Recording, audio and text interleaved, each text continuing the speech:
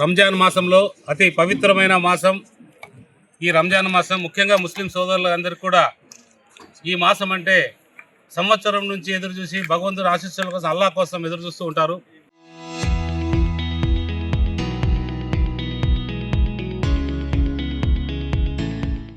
అలాంటి ఈ మాసంలో ఈరోజు ఇక్కడ ప్రజావేదికలో ఈ ఇఫ్తార్ విందేయడం నా అదృష్టంగా నేను భావిస్తున్నా. ఎందుకంటే ప్రతి సంవత్సరం కూడా ఈరోజు కొత్తగా కాదు, 2005-6 నుంచి కూడా నేను ఈ కార్యక్రమం మొదలు పెడుతూ వచ్చాను. 2005లో స్టార్ట్ చేసినప్పుడు నేను 500 మంది పేద ముస్లిం మహిళలకి చీరలు ఇవ్వడం ప్రారంభించాను నా వ్యాపారంలో లాభంతో. అలాగే నా వ్యాపారం పెరుగుతూ వచ్చింది. నాకు అవకాశం 20,000 దాకా చీరలు ఇచ్చే అవకాశం కూడా దక్కింది. అదంతా కూడా అనంతపూర్ పట్టణంలో చేయడం జరిగింది. ఇప్పుడు కళ్యాణ్దుర్గ్ ప్రాంతానికి వచ్చిన తర్వాత నేను 2024 నుంచి ఈరోజు 2026 వరకు ఇది 3వ రంజాన్ మాసం.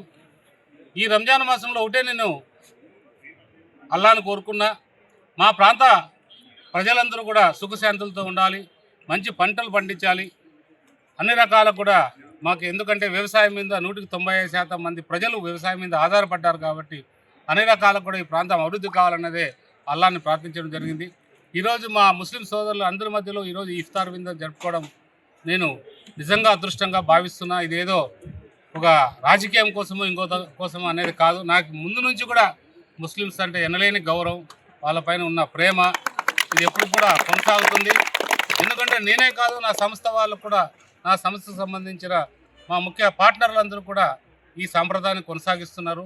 ఈ సాంప్రదాయాన్ని కొనసాగిస్తూ ముఖ్యంగా మా చంద్రబాబు నాయుడుకి మేమందరూ కూడా ధన్యవాదాలు చెప్పాలి.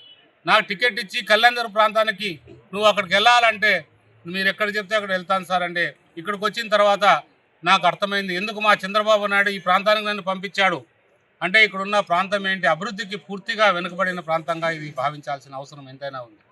ఈ అభివృద్ధిని మనం జయించాల్సిన అవసరం మన చేతుల్లో ఉంది.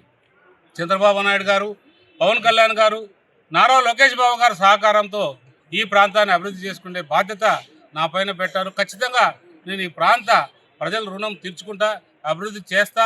ఏదో మాటలతోనూ చెప్పే రకం కాదు నేను.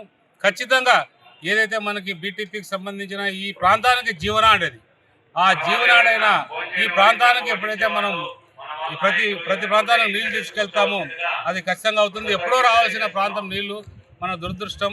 ఈ నీళ్లు ఆగిపోయినాయి. రాకపోవడానికి రకరకాల కారణాలు, ఇప్పుడు రాజకీయాలు తీసుకురావదలుచుకోలేదు నేను. ఏదేమైనా కూడా మా సంకల్పం, మా నాయుడు గారు, మా చంద్రబాబు నాయుడు గారి సంకల్పం ఈ ప్రాంతాన్ని నువ్వు సస్యశ్యామలు చేసి ఆ ప్రజల రుణం తీర్చుకోవాలని చెప్పడం జరిగింది. ఖచ్చితంగా మా నాయకుడు ఏదైతే చెప్పాడో, మా నాయకుడు అడుగుజాడలో నడిచి ఈ ప్రాంత ప్రజలు రుణం తీర్చుకునే అవకాశం ఇచ్చినందుకు నేను ఈ ప్రాంత ప్రజలకు, మా ప్రాంత ప్రజలకు నేను కృతజ్ఞత భావంతో ఉంటానని తెలియజేస్తాను. Local to global news at your finger tips. మీ చేతిలో ఒక ఆయుధం. Download raw TV app. Media legend Ravi Prakash is back.